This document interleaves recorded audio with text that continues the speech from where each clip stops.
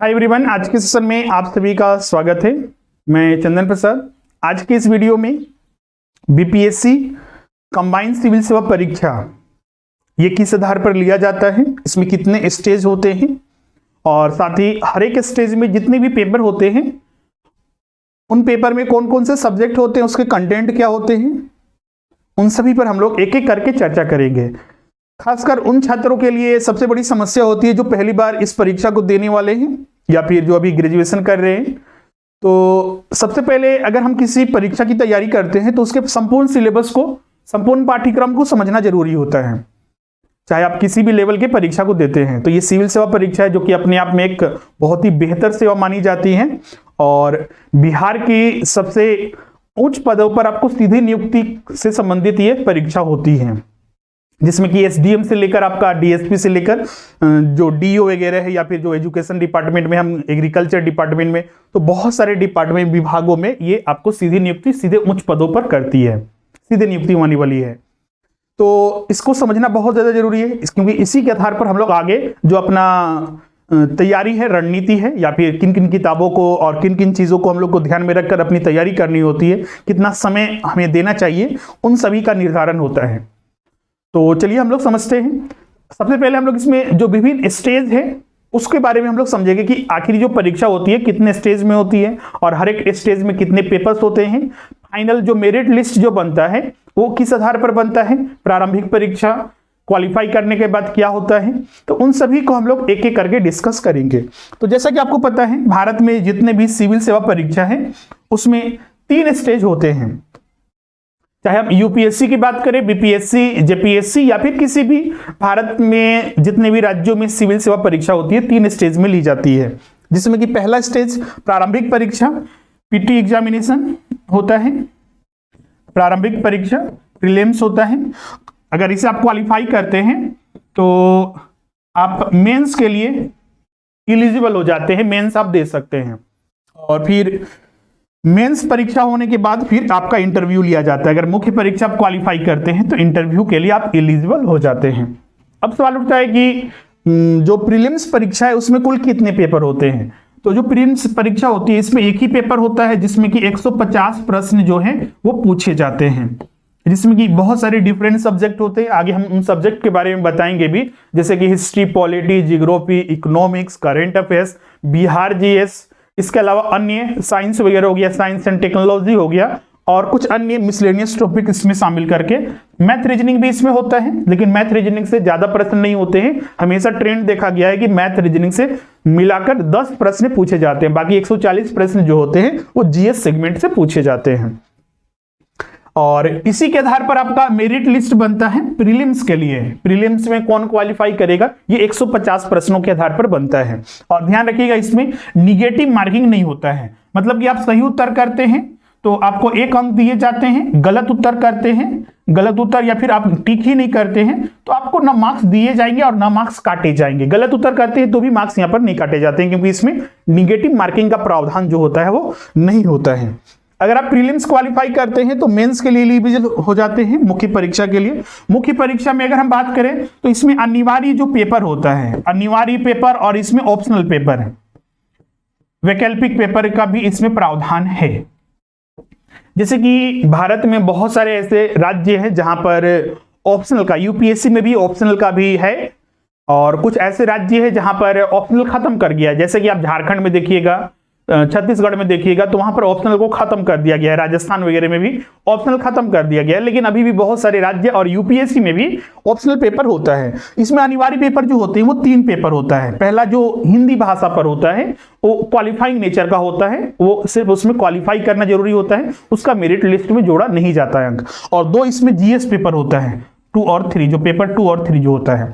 और इसमें optional paper किसी भी आप एक सब्जेक्ट को, बहुत सारे सब्जेक्ट का लिस्ट होता है, जैसे कि कॉमर्स हो गया, इतिहास हो गया, अर्थशास्त्र हो गया, पॉलिटिकल साइंस हो गया,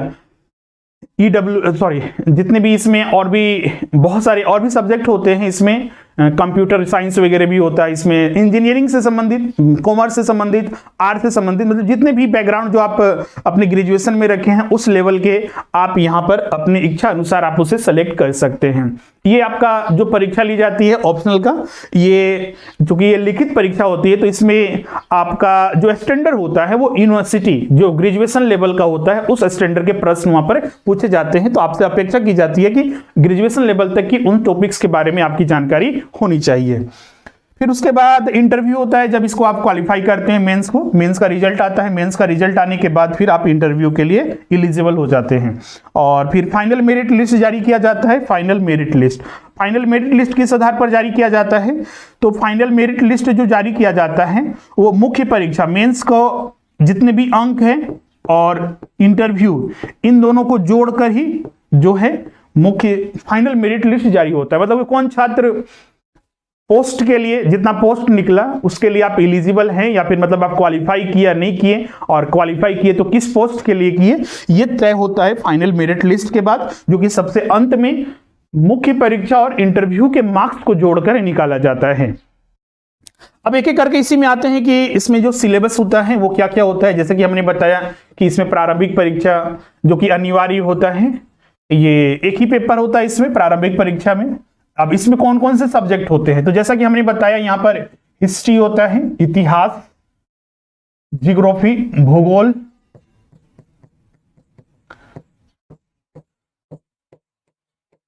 फिर इसमें जो इंडियन इकोनॉमी होता है, भारतीय अर्थव्यवस्था, फिर इसके बाद इंडियन जो पॉलिटी है, भारतीय राज्य व्यवस्था, संविधान वगैरह मुख्य रूप से इसमें स्टडी करना होता है। फिर इसमें साइंस सेक्शन होता है, विज्ञान जो सामान्य विज्ञान, फिजिक्स, केमिस्ट्री और बायो इसमें स्टडी करना होता है। फिर इसके बाद इसमें अगर हम बात करें कुछ अन्य टॉपिक का, साइंस एंड टेक्नोलॉजी हो जाता है। साइंस एंड टेक्नोलॉजी अगर देखा जाए तो स्पेसिफिक करेंट अफेयर्स से ही ज्यादातर साइंस एंड टेक्नोलॉजी से प्रश्न पूछे जाते हैं, विज्ञान एवं प्रौद्योगिकी से। फिर इसके बाद इसमें बिहार जीएस हो जाता है। बिहार स्पेसिफिक चूंकि ये राज्य आधारित परीक्षा हुआ तो उस राज्य से संबंधित जो उसका इतिहास है, उसका भूगोल है, इसकी अर्थव्यवस्था है, या फिर उनसे संबंधित जितने भी उस राज्य से संबंधित तथ्य है वो हम लोग बिहार जीएस में यहाँ पर स्टडी करते हैं। बिहार जीएस के बाद इसमें एक इंपॉर्टेंट टॉपिक हो जाता है, वो होता है करंट अफेयर्स। करंट अफेयर्स इसमें दोनों हम लोग को ध्यान में रखना पड़ता है, नेशनल इंटरनेशनल लेवल का जितना भी करंट अफेयर्स है, और इसके अलावा बिहार स्पेसिफिक भी करंट अफेयर्स यहाँ पर प्रश्न जो है वो पूछे जाते हैं। तो इसको भी आपको यहाँ पर ध्यान में रखना है। तो ये प्रारंभिक परीक्षा के जितने भी टॉपिक्स थे वो यहाँ पर आपको देख लिए। हाँ, इसमें ध्यान रखिएगा क्योंकि इसमें एक और टॉपिक होता है, मैथ रीजनिंग भी होता है, मैथ एंड रीजनिंग। तो जैसा कि हमने प्रारंभ में बताया है कि मैथ रीजनिंग से ज्यादा प्रश्न नहीं पूछे जाते हैं। 150 में 10 प्रश्न जो हैं वो मैथ रीजनिंग से पूछे जाते हैं। 10 प्रश्न जो हैं वो मैथ रीजनिंग से यहां पर पूछे जाते हैं, इसको ध्यान में रखिएगा। और बाकी के 140 प्रश्न इन्हीं सेगमेंट से पूछे जाते हैं।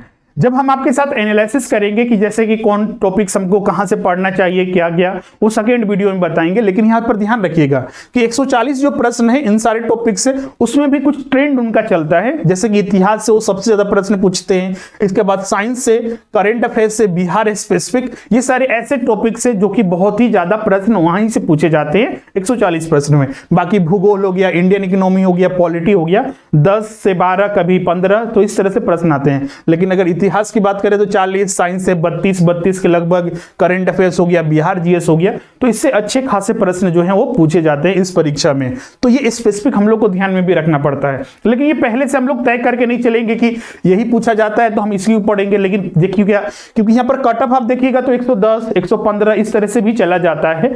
तो कट ऑफ हाई जाने का कारण भी है कि बहुत सारे छात्र इसमें फॉर्म भरते हैं। अभी 67वीं बीपीएससी की अगर हम बात करें तो उसमें देखिएगा इतने ज्यादा फॉर्म हुए कि एग्जाम को कुछ दिनों के लिए पोस्टपोन करना पड़ा, क्योंकि जो आयोग ने तय किया था कि हम 23 जनवरी को परीक्षा लेंगे, लेकिन वो परीक्षा नहीं ले पाई क्योंकि पहले के अब एक्सपेक्टेड जितने भी कैंडिडेट थे, जैसे कि करीब 5 लाख 4.5 लाख फॉर्म आते थे, लेकिन इस बार जो फॉर्म भरे गए हैं करीब 6.5 लाख से ज्यादा फॉर्म भरे गए हैं। और इतने छात्रों का एग्जाम कंडक्ट कराना एक बहुत बड़ा चैलेंज होता है। तो इसीलिए उसको एग्जाम को पोस्टपोन करना पड़ा और अभी तक भी बीपीएससी ने जारी नहीं किया है कि एग्जाम अगला डेट कब होगा। तो ये एक बहुत बड़ी समस्या हो जाती है। तो इसीलिए कंपटीशन इसमें बहुत ज्यादा है। भले ही 6.5 लाख के आधार पर हम अपना तय नहीं करते हैं, क्योंकि हम अपने लेवल पर तैयारी करते हैं और हमें टारगेट रखना रहता है कि 150 प्रश्नों में जितना ज्यादा सही हो सके, क्योंकि एक एक प्रश्न आपके लिए महत्वपूर्ण होता है। आप जितना सही प्रश्न करेंगे और टारगेट अपना शुरू से ही रखना ही कम से कम 125 सही करके हम बिल्कुल सही करके आएंगे, तो बहुत ज्यादा चांसेस होती है कि हमारा सिलेक्शन इसमें निश्चित है। तो इस चीजों को ध्यान में रखिएगा। और जो कि सीटों की संख्या भी अगर देखिएगा तो वो भी ऐसे तो अन्य राज्यों के मुकाबले बिहार में जो सीट की संख्या होती है ज्यादा रहती है, लेकिन फिर भी कंपटीशन ज्यादा होने की वजह से हमेशा वहां पर रेगुलर जो जिस तरह से एग्जाम लिए जा रहे हैं तो वहां पर दूसरे राज्यों के भी छात्र बहुत ज्यादा फॉर्म भर रहे हैं, इस वजह से वहां पर ये स्थिति बन रही है। तो इसलिए तैयारी बहुत शुरू से ही हर एक सब्जेक्ट को हम लोग को ध्यान में रखना है और कभी ये सोच के नहीं चलना है कि ये सब्जेक्ट से तो कम प्रश्न पूछे जाते हैं इसलिए हम इस पर ज्यादा फोकस नहीं करेंगे या फिर उसकी तैयारी अच्छे से नहीं करेंगे। ये इसी टॉपिक से ज्यादा प्रश्न आता है, क्योंकि बिल्कुल इस टॉपिक से ज्यादा प्रश्न आते हैं, आप तैयारी भी कर लेते हैं, लेकिन कट ऑफ जो तैयार होता है वो कुछ स्पेसिफिक टॉपिक से ही होता है, क्योंकि बहुत सारे छात्र यही सोच के चले होंगे और कुछ छात्र सभी को तैयारी करके चला होगा। तो इस आधार पर कट ऑफ जो होता है वो बहुत ज्यादा हाई चला जाता है और जिस तरह से वहां पर रिजल्ट बन रहा है अभी कट ऑफ हाई ही जा रहा है, तो इसको भी ध्यान में रखिएगा। प्रश्न टफ भी आता है तो भी कट ऑफ हाई देखने को मिल रहा है, उसका मेन कारण है कंपटीशन ज्यादा होना।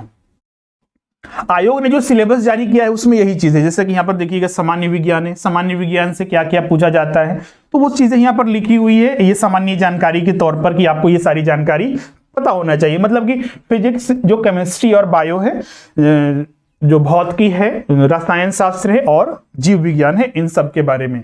इसके बाद यहाँ पर राष्ट्रीय और अंतर्राष्ट्रीय घटनाक्रम जो समसामयिक है, मतलब करंट अफेयर्स है, वो पूरा पढ़ना है। फिर इसके बाद भारत का इतिहास और बिहार का इतिहास, मतलब कि इतिहास सेगमेंट आ गया, हिस्ट्री जो किसमें कि भारत के इतिहास में जो हो गया एंशियंट प्राचीन इतिहास, मध्यकालीन मिडिवल और मॉडर्न इतिहास, भारत का आधुनिक इतिहास, इन सभी के बारे में। इसके अलावा इसमें कला संस्कृति वगैरह भी आता है तो उसको भी कवर करने होते हैं। और बिहार के इतिहास में, मतलब बिहार जीएस में ही अगर हम पढ़ेंगे तो बिहार का संपूर्ण इतिहास, बिहार राज्य की स्थापना और उसके पहले बिहार का जो आधुनिक इतिहास है, बिहार का मध्यकालीन इतिहास और बिहार का प्राचीन इतिहास, इन सभी के बारे में हमें पता होना चाहिए। उसके बाद सामान्य भूगोल हो गया, भूगोल बिहार स्पेसिफिक जितना भी हैं टॉपिक्स वो सारे कवर करने हैं।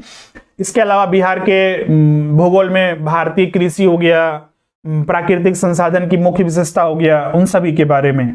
तो मतलब भूगोल और इतिहास पूरा पढ़ना है, चाहे वो भारत का हो संदर्भ में या फिर वो बिहार के संदर्भ में हो। फिर वही इतिहास में ही राष्ट्रीय आंदोलन वगैरह बिहार द्वारा जो भूमिका निभाई गई, उन सभी के बारे में तथ्य हम लोग को पता रखना है। फिर इसके बाद अगर हम बढ़ते हैं, ध्यान रखिएगा इसमें सारा टॉपिक इसमें आ जाता है। फिर इसके अलावा इसमें यहाँ पर लिखा हुआ नहीं है, लेकिन ध्यान रखिएगा हिस्ट्री जैसा कि हमने बताया, पॉलिटी आपको बताया, इंडियन इकोनॉमी हमने बताया आपको, फिर जियोग्राफी बताया, साइंस बताया, साइंस एंड टेक बताया, और साइंस एंड टेक में स्पेसिफिक ज्यादातर आपको करंट अफेयर्स पर फोकस करना होता है। फिर इसके बाद ही यहाँ पर बिहार जीएस आ जाता है, बिहार जीके या बिहार जीएस। फिर इसके बाद मैथ रीजनिंग आ जाता है प्रारंभिक परीक्षा में, मैथ रीजनिंग जो कि यहाँ पर प्रश्न जो हैं पूछे जाते हैं, तो इन सभी को ध्यान रखना है। क्लियर है? और फिर इसमें करंट अफेयर्स। अब आते हैं मुख्य परीक्षा में। तो मुख्य परीक्षा में जैसा कि हमने बताया कि इसमें कुल जो होते हैं 4 पेपर होते हैं, जिसमें कुछ अनिवार्य पेपर होते हैं और कुछ जो होते हैं ऑप्शनल पेपर होते हैं। ऑप्शनल पेपर में जैसा कि हमने प्रारंभ में ही बताया है, ऑप्शनल में आपको एक सब्जेक्ट आपको सिलेक्ट करना होता है, जो भी आप सिलेक्ट कीजिए उससे एक ही पेपर होता है। पहले इसमें 2 सब्जेक्ट सिलेक्ट करना होता था, लेकिन उसमें पैटर्न को थोड़ा पिछले कुछ साल पहले इसको चेंज किया गया था और इसमें बस आपको एक ही पेपर, मतलब एक ही सब्जेक्ट सिलेक्ट करना होता है। जैसे किसी छात्र ने इतिहास सिलेक्ट किया तो इतिहास को ऐसे सिलेबस को देखिएगा तो 2 ग्रुप में बांटा हुआ है, ग्रुप ए और ग्रुप बी, लेकिन इसका एक ही पेपर होता है, एक पेपर जो 300 अंक का लिया जाएगा। ये लिखित परीक्षा होती है, इसमें दीर्घ उत्तरीय आपको लिखना होता है, जो प्रश्न होता है उसके डिमांड के अकॉर्डिंग। आगे हम लोग उसको देखेंगे भी। अब चलिए हम लोग देखते हैं कि सबसे पहला हम लोग इसमें, जैसे अनिवार्य पेपर में हमने बताया कि 3 पेपर होते हैं, पेपर 1, 2 और 3। तो कौन कौन पेपर होते हैं इसमें? पेपर 2 और 3 तो आपका जीएस पेपर होता है, और पेपर 1 जो होता है वो भाषा पेपर होता है। भाषा में इसमें क्या पढ़ना होता है? वो सामान्य हिंदी, क्योंकि बिहार में सबसे ज्यादा हिंदी बोली जाती है और हिंदी वहाँ की राजकीय भाषा है, तो वहां पर सिर्फ हिंदी ही पेपर 1 में आपको पढ़ना होता है। अब हिंदी से यहाँ पर क्या प्रश्न पूछे जाते हैं? तो इसमें जैसे निबंध पूछा जाता है, किसी एक टॉपिक पर आपको दे दिया जाएगा, आप उस पर निबंध लिखिए, ये 30 अंकों का ये निबंध होता है। फिर उसके बाद व्याकरण आता है, ये व्याकरण भी आपका 30 अंक का पूछा जाता है। फिर वाक्य विन्यास आता है, ये 25 अंक का पूछा जाता है। और संक्षेपण करने के लिए जैसे कि एक बहुत बड़ा पैसेज रहेगा, प्रिसाइज राइटिंग इसको बोलते हैं इंग्लिश में, तो बहुत बड़ा पैसेज रहेगा, उसको शॉर्ट में करके आपको उसको लिखना होता है, तो ये 15 अंक का पूछा जाता है। तो ये कुल जो होता है ये 150 अंक हो, 30-30 60 और 60 और 40, मतलब 100 अंक का ही होता है, 100 अंक का। क्लियर है? और इसमें आपका चूंकि ये क्वालिफाइंग नेचर का होता है, मतलब कि जैसे मुख्य परीक्षा के लिए जो रिजल्ट जारी किया जाएगा या फिर फाइनल मेरिट लिस्ट जारी किया जाएगा, तो इस पेपर के अंक को नहीं जोड़ा जाता है। इसमें आपको 30% लाना अनिवार्य लेकिन होता है कि आप इसमें 30% लाइए, आप इसमें क्वालिफाई करेंगे। इसके पेपर के मार्क्स न मेंस के रिजल्ट के वक्त और न ही फाइनल मेरिट लिस्ट जारी करते वक्त जोड़ा जाता है। अब इसमें पेपर 2 और पेपर 3 पर बात करते हैं मेंस में। तो पेपर 2 और पेपर 3 ये सामान्य अध्ययन होता है, जो कि बहुत ही महत्वपूर्ण होता है, क्योंकि रिजल्ट इसी के आधार पर बनता है, चाहे वो मेंस का रिजल्ट हो चाहे फाइनल मेरिट लिस्ट हो। हर एक पेपर जो होता है वो 300 अंक का होता है, ये भी 300 अंक का ये भी होता है। इसमें आपको परीक्षा के लिए 3 घंटे दिए जाते हैं, इसके लिए भी आपको 3 घंटे दिए जाते हैं। अब इसमें आता है कि क्या क्या पेपर होता है। तो सामान्य अध्ययन का 2 पेपर होता है, तो पेपर 2 और पेपर 3। तो जीएस 1 बोलिएगा सर ये पेपर 1 लिखा हुआ है, एक्चुअली इस आधार पर लिखा गया है कि जीएस पेपर इसमें 1 और 2 होता है। अगर पेपर वाइज देखा जाए मुख्य परीक्षा के अकॉर्डिंग, तो पेपर 1 सामान्य हिंदी हो गया, पेपर 2 और पेपर 3, और एक ऑप्शनल को पेपर 4 भी बोल सकते हैं, लेकिन जीएस के आधार पर इसको 1 और 2 में डिवाइड किया जाता है।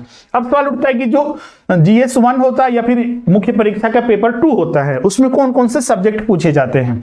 तो यहाँ पर ध्यान रखिएगा, इस पर मुख्य परीक्षा जो कि एक लिखित परीक्षा होती है, इसमें जो प्रश्न पूछे जाते हैं दीर्घात्मक होते हैं, या फिर 250 शब्द, 400 शब्द, 600 शब्द में इस तरह से उत्तर आपको लिखना होता है। वो प्रश्न के अकॉर्डिंग आपका डिपेंड करता है कि आप पूछा गया है।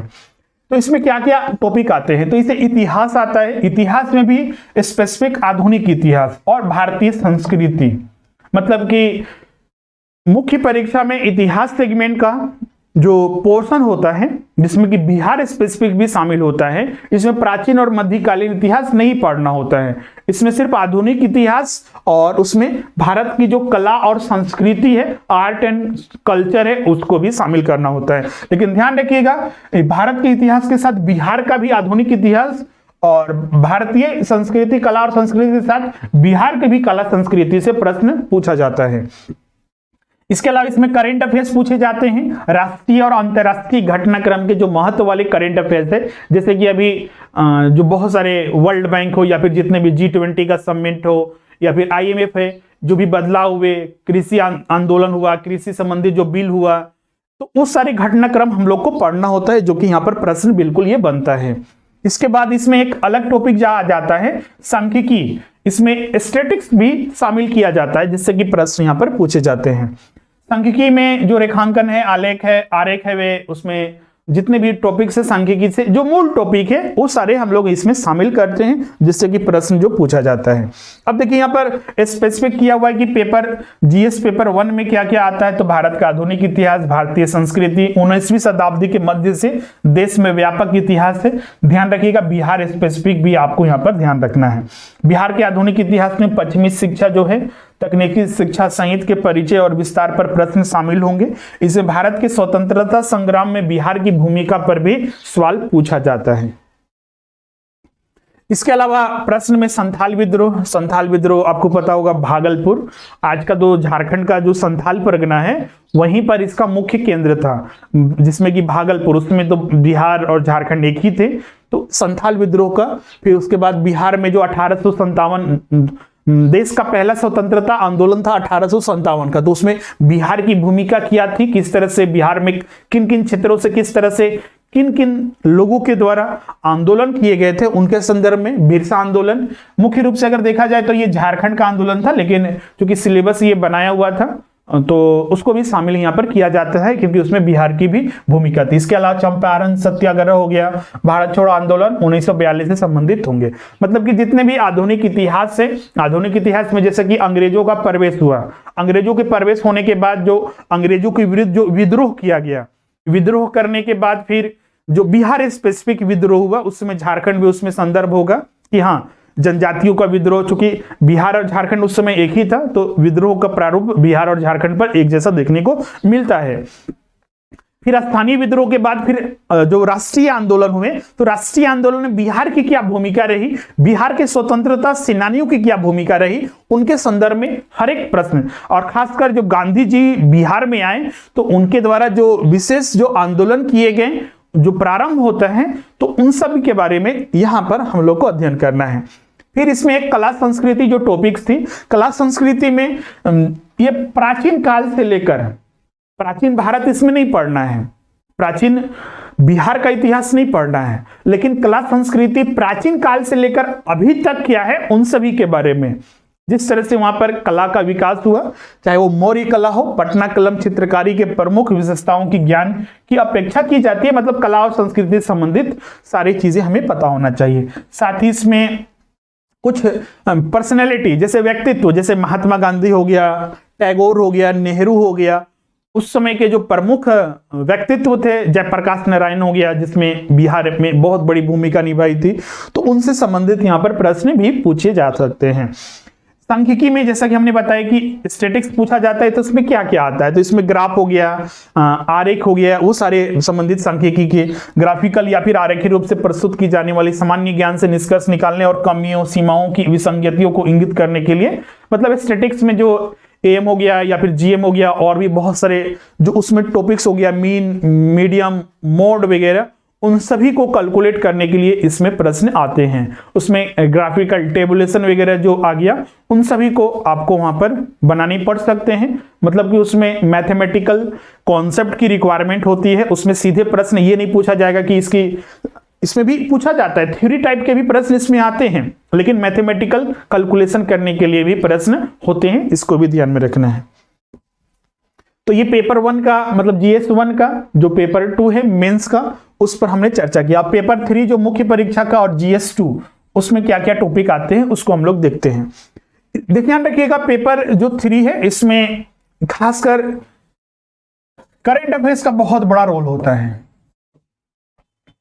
अभी भी प्रश्न जो है डायरेक्ट स्टैटिक पार्ट से पूछे जाते हैं अभी भी, लेकिन ज्यादातर जो प्रश्न है करंट अफेयर को रिलेट कर दिया जाता है। जैसे कि यहाँ पर भारतीय अर्थव्यवस्था या फिर हम साइंस एंड टेक्नोलॉजी की बात करें, तो वर्तमान में जो ज्यादातर मुद्दे हैं उनसे प्रश्न जो है वो पूछे जाते हैं इश्यूज पर। अब ऐसा नहीं, कोई छात्र ये नहीं कर सकता है कि स्टैटिक पार्ट हमें पता नहीं है, जैसे कि भारतीय अर्थव्यवस्था में बैंकिंग क्या है, राष्ट्रीय आय क्या है, या फिर बेरोजगारी क्या है, गरीबी क्या है, भारत में नियोजन, नीति आयोग, योजना आयोग की भूमिका, पंचवर्षीय योजनाएं, उन सारी की जानकारी के बिना उत्तर ये लिख सकते हैं। वो भी हमें मूल जानकारी है रखना है, और करंट अफेयर्स को भी ध्यान में रखना है, क्योंकि किसी एक की भी कमी परीक्षा में बहुत ही कम मार्क्स आएगा, ये चीज ध्यान रखिएगा। तो स्टैटिक पार्ट भी यहाँ पर ध्यान रखना है, चाहे वो पेपर 1 हो, GS 1 हो, चाहे वो GS 2 हो। करंट अफेयर्स तो वहां पर सीधा लिखा ही है आपका GS 1 में कि करंट अफेयर्स पढ़ना ही है, लेकिन इनके संदर्भ में भी आपको ज्यादा से ज्यादा फोकस करना है, और स्टैटिक पार्ट भी पूरा का पूरा हमें पढ़ना है।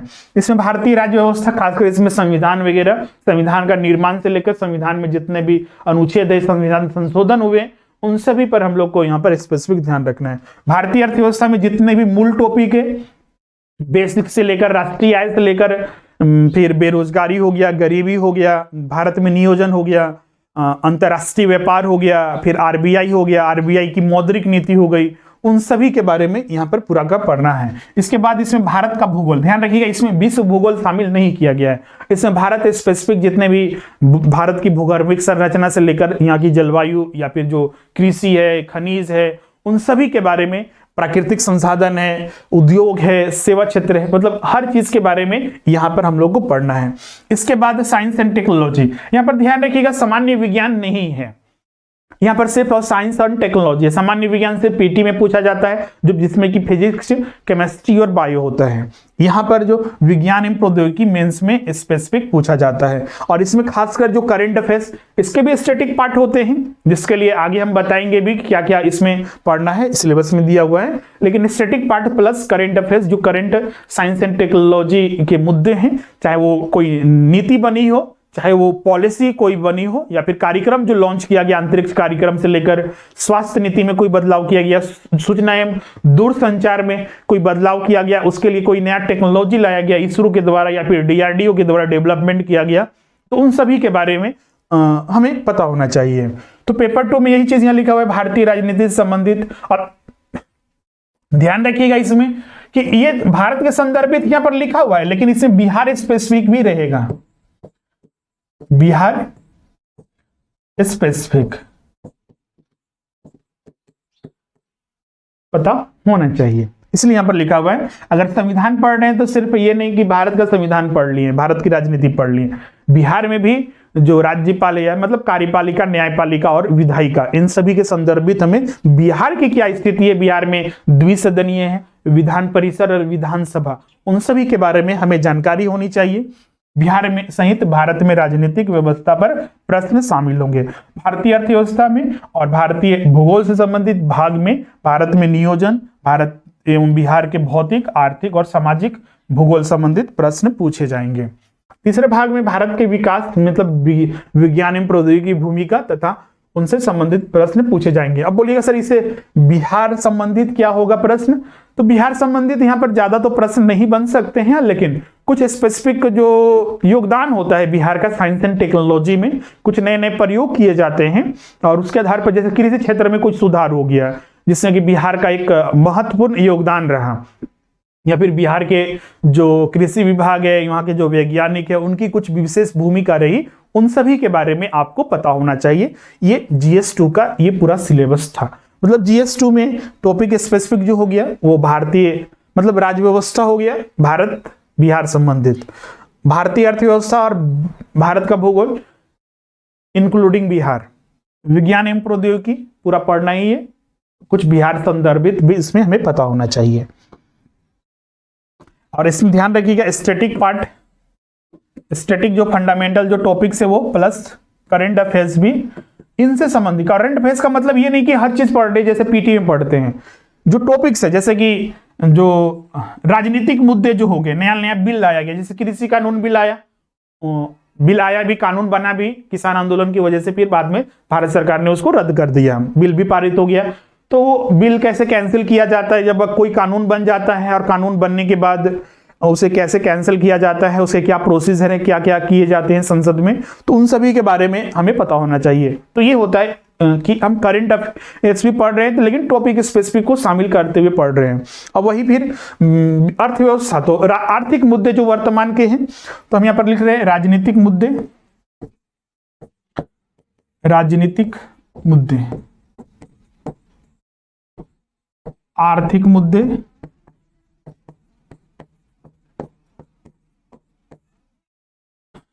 फिर आर्थिक और भौगोलिक इसमें भी शामिल कर दे रहे हैं। भौगोलिक जैसे कि बाढ़ वगैरह हो गया, बाढ़ के लिए क्या क्या, चक्रवात वगैरह हो गया, जैसे कि अभी बहुत सारे यश चक्रवात, जैद चक्रवात, तो ये सारे के बारे में हमें पता होना चाहिए, आर्थिक और भौगोलिक।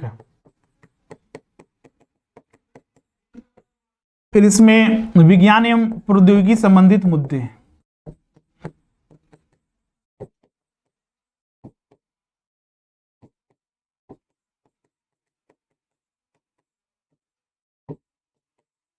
और इन सभी पर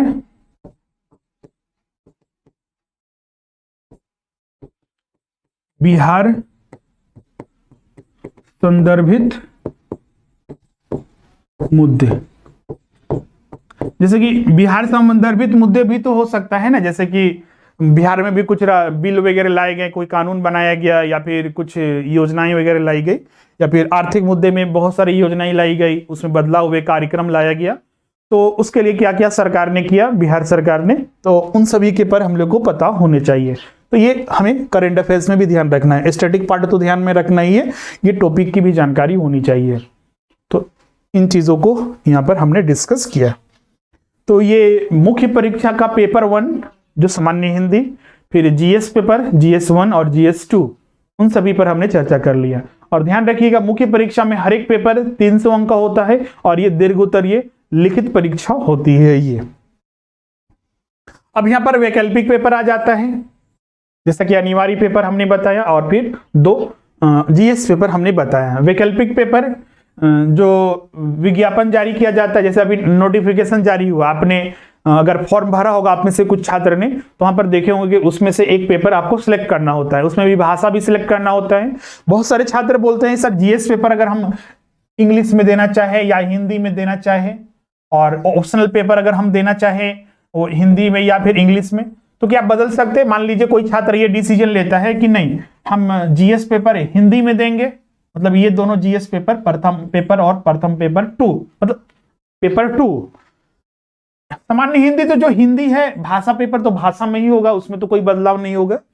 जीएस 1 और जीएस 2, जीएस 1 और जीएस 2, कोई छात्र चाहता है कि अब इसको हम हिंदी में देना चाहते हैं, और ऑप्शनल चूंकि उसने ग्रेजुएशन पढ़ा था, मान लीजिए उसने हिस्ट्री पढ़ा था जो इंग्लिश में पढ़ा था, या फिर अर्थशास्त्र उसने पढ़ा था इंग्लिश में पढ़ा था, तो वो चाहता है कि अब हम जो ऑप्शनल पेपर दें, मान लीजिए उसने इकोनॉमिक्स को सिलेक्ट किया, वो चाहता है कि अब इंग्लिश में दें, तो क्या वो ऐसा कर सकता है? वह हिंदी या हिंदी? तो बिल्कुल नहीं, ऐसा आप नहीं कर सकते हैं। भाषा पेपर को छोड़कर, भाषा पेपर जैसे हिंदी है यहां पर, तो हिंदी में ही देना होगा। बाकी के जिसमें चाहे वो जीएस पेपर हो या फिर वैकल्पिक पेपर हो, ऑप्शनल पेपर हो, आप किसी एक ही भाषा का चयन कर सकते हैं, या तो हिंदी या फिर इंग्लिश। ऐसा नहीं कर सकते हैं कि या तो हिंदी उसको दे इंग्लिश इसमें दे, या फिर इंग्लिश उसको दे हिंदी में इसमें दे, ऐसा आप बिल्कुल नहीं कर सकते हैं। किसी एक ही भाषा में आपको परीक्षा देनी होगी जीएस पेपर या फिर ऑप्शनल पेपर में। ऑप्शनल पेपर भी यहां पर ध्यान रखिएगा, इसमें 300 अंक का ये होता है। पहले जैसा कि हमने बताया, पहले का लिखा हुआ है कि पूर्व में 2 वैकल्पिक, मतलब इतिहास और कोई अर्थव्यवस्था लेना चाहता है तो वो 2 पेपर पहले ले सकता था, लेकिन अब यहाँ पर एक ही पेपर होता है, 300 अंक का ये होता है। हाँ, सिलेबस 2 कैटेगरी में डिवीजन किया होता है। बाद में हम देखिएगा कुछ सब्जेक्ट के, जैसे कि बहुत सारे छात्र आप में इतिहास हो गया, भूगोल हो गया, अधिकतर छात्र यही लेते हैं, कॉमर्स हो गया, अर्थव्यवस्था हो गया, अर्थशास्त्र हो गया, तो उस पर हम सिलेबस भी कुछ चर्चा करेंगे, उस पर भी हम क्लासेस लेंगे यहाँ पर, तो आने वाले दिनों में इसको चर्चा करेंगे। लेकिन यहाँ पर ध्यान रखिएगा इसका चयन आप किस आधार पर कीजिएगा उसको हम डिस्कस कर लेते हैं। ये जरूरी नहीं है कि पहले से आप किन टॉपिक को ग्रेजुएशन में पढ़े हैं या फिर किन टॉपिक को नहीं पढ़े हैं। बहुत सारे छात्र तो अलग अलग सब्जेक्ट के, कोई ऐसा तो ट्रेंड नहीं है कि हर एक छात्र एक ही सब्जेक्ट को लेते हैं। जो भी सब्जेक्ट कर लीजिएगा, देख लीजिएगा पहला कि आपके पास उसके सही मटेरियल हो, सिलेबस के अनुसार आपका मटेरियल हो, आप उसको पूरा का पूरा आपके सिलेबस को कवर करता हो, या फिर आप जिस टीचर से पढ़ रहे हैं या फिर क्लासेस या फिर ऑनलाइन क्लासेस ऑफलाइन क्लासेस जहां भी करते हैं उसको बेहतर टीचर हो, वहां पर आपको सारे टॉपिक्स को अच्छे से पढ़ाया जा सके, उसी को सिलेक्ट कीजिएगा। क्योंकि चैलेंजेस ये नहीं होता है कि इनमें से कौन सा पेपर लेंगे, मतलब कौन सा सब्जेक्ट चयन करेंगे और उस पर कितना रिजल्ट होगा, कितना पास करते हैं। चैलेंजेस ये होता है कि आप उसकी तैयारी किस तरह से करते हैं, उसको किस तरह से समझते हैं, सिलेबस के अनुरूप उसको जितना टॉपिक से उसको पूरा पढ़ते हैं या फिर नहीं पढ़ते हैं, ये सबसे बड़ा चैलेंजेस होता है। तो इन चीजों को आप ध्यान में रखकर ही चयन कीजिएगा। अदरवाइज ये नहीं कि मेरा ये फ्रेंड उसने लिया था, सीनियर ये लिए थे, तो उसके आधार पर कभी भी विषयों का चयन न कीजिएगा, ये चीज को ध्यान में रखिएगा। क्लियर है? अब इसमें स्टैंडर्ड किस लेवल का होता है, कहां तक कि आपके एक्सपेक्टेड किया जाता है, तो मूल जानकारी इसमें आपके पास होनी चाहिए। जैसा कि एक पटना यूनिवर्सिटी सिलेबस में लिखा हुआ है कि 3 वर्षीय ऑनर्स का जो पेपर, जैसे कि कोई हिस्ट्री लेता है तो हिस्ट्री में क्या क्या होता है, तो हिस्ट्री में मान लीजिए आपको एंशिएंट पढ़ना होता है, तो एंशिएंट में भी पूरा डिटेल में रहता है, उसका सिलेबस वगैरह रहता है, वो पूरा आपका जानकारी आपके पास होनी चाहिए। एंशिएंट से संबंधित कोई भी प्रश्न आपसे पूछा जाए आप उत्तर उसका दे सकें। तो उसी तरह मिडिवल का भी पूरा जानकारी आपके पास, मॉडर्न का भी, इसके अलावा वर्ल्ड हिस्ट्री भी इसमें होता है, वर्ल्ड हिस्ट्री की पूरी जानकारी आपके पास होनी चाहिए। तो ये 4 सेगमेंट में ही पूरा सिलेबस बटा हुआ है। और ध्यान रखिएगा बहुत सारे छात्र इसमें पूछ लेते हैं, सर फॉर्म हमने भरा, उसमें हमने तो उस समय नहीं सोचा था, हमारे फ्रेंड ने ये बोला था कि हम ये इतिहास ले लो, भूगोल ले लो, इसमें अच्छा रिजल्ट आता, हमने ले लिया। क्या बाद में उसे चेंज कर सकते हैं? तो नहीं, आप एक बार उसको सिलेक्ट कर लिए तो बाद में उसको चेंज नहीं कर सकते हैं।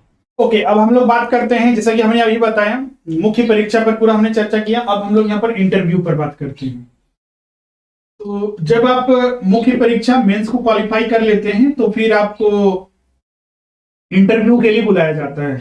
अब ये सवाल उठता है कि इंटरव्यू के लिए किन छात्रों को बुलाया जाता है। तो मेंस में जैसा कि हमने बताया कि इसमें पेपर 1 जो कि सामान्य हिंदी होता है, भाषा पेपर, उसके बाद GS1 GS2 और ऑप्शनल पेपर। तो चूंकि पेपर 1 एक क्वालिफाइंग पेपर होता है, इसमें 30% लाना अनिवार्य होता है, उसके अंक मेरिट लिस्ट के लिए या फिर मेंस परीक्षा के लिए नहीं जोड़े जाते हैं इसका रिजल्ट जारी करते वक्त। तो मेंस का जो रिजल्ट जारी होता है वो 300 अंक GS का, 300 GS1 GS2 का और 300 अंक वैकल्पिक पेपर को जोड़ते हुए 900 अंक पर ये जारी किया जाता है मेंस रिजल्ट। अगर आप इसमें क्वालिफाई कर जाते हैं तो इंटरव्यू के लिए आपको बुलाया जाता है। अब सवाल उठता है आपके मन में सर कि मेंस में कितने छात्र क्वालिफाई करेंगे, क्योंकि पीटी का रिजल्ट निकलेगा, तो पीटी का रिजल्ट निकलने के बाद मेंस के लिए बुलाया जाता है और फिर मेंस का रिजल्ट अगर क्वालिफाई करते हैं तो इंटरव्यू के लिए आपको बुलाया जाता है। तो ध्यान रखिएगा, पीटी से उतना ही छात्र क्वालिफाई करते हैं मेंस के लिए जितना सीट है उसका 10 गुना। मान लीजिए जैसे कि 700 सीट है तो 700 का 10 गुना, तो टोटल यहाँ पर आपका 7000 छात्र जो हैं वो मेंस परीक्षा देंगे। 10 गुना ही, बहुत सारे परीक्षाओं में देखिएगा वहां पर 15 गुना, दूसरे सिविल सेवा परीक्षा में 15 गुना, तो उसके छात्र यहाँ पर कंफ्यूज करते हैं। तो ध्यान रखिएगा यहाँ पर 10 गुना ही छात्रों को बुलाया जाता है। 700 सीट है तो 7000 छात्रों को यहाँ पर मेंस परीक्षा के लिए बुलाया जाता है। फिर मेंस अगर आप क्वालिफाई करते हैं, ये 900 अंक पर मेरिट मेंस का रिजल्ट जारी होता है, तो फिर आपको इंटरव्यू के लिए बुलाया जाता है। तो इंटरव्यू के लिए कितने छात्रों को बुलाया जाता है? तो जितना सीट है उसका 3 गुना, 700 सीट है तो उसका 3 गुना 2100 छात्रों को। और इसमें भी ध्यान रखना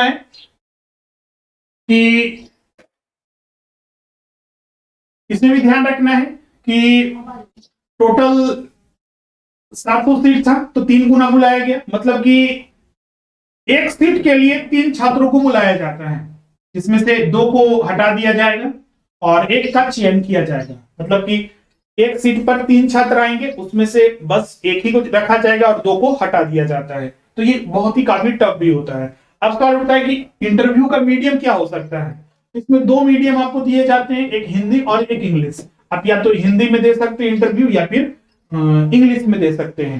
फिर इसके बाद जो है अगर आप इंटरव्यू दे देते हैं तो फिर मेरिट लिस्ट कैसे जारी किया जाता है।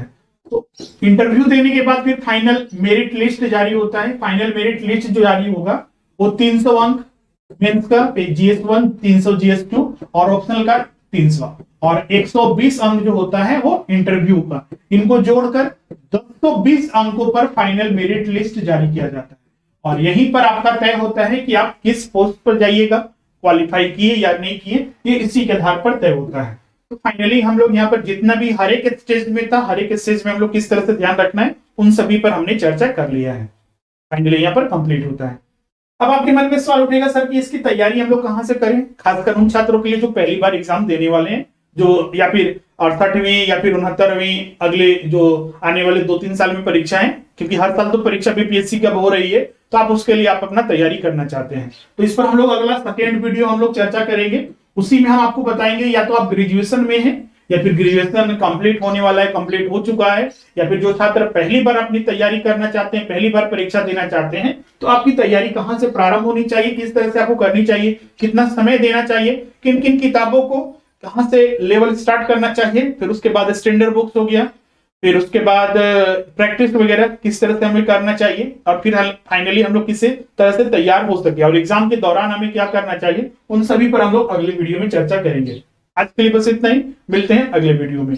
इसका पीडीएफ पूरा सिलेबस का नोटिफिकेशन का हमारे टेलीग्राम चैनल स्वरूप एकेडमी पर उपलब्ध होगा। आप सर्च कीजिएगा SVAROOP स्वरूप एकेडमी, सर्च कीजिएगा, वहां पर टेलीग्राम पर ये सारा मिलेगा। अगर वहां पर दिक्कत होती है तो आप डिस्क्रिप्शन में लिंक भी दिया हुआ है, वहां से भी आप डायरेक्ट इसको ज्वाइन कर सकते हैं, वहां पर सारा पीडीएफ वगैरह उपलब्ध होगा। मिलते हैं अगले वीडियो में, थैंक यू।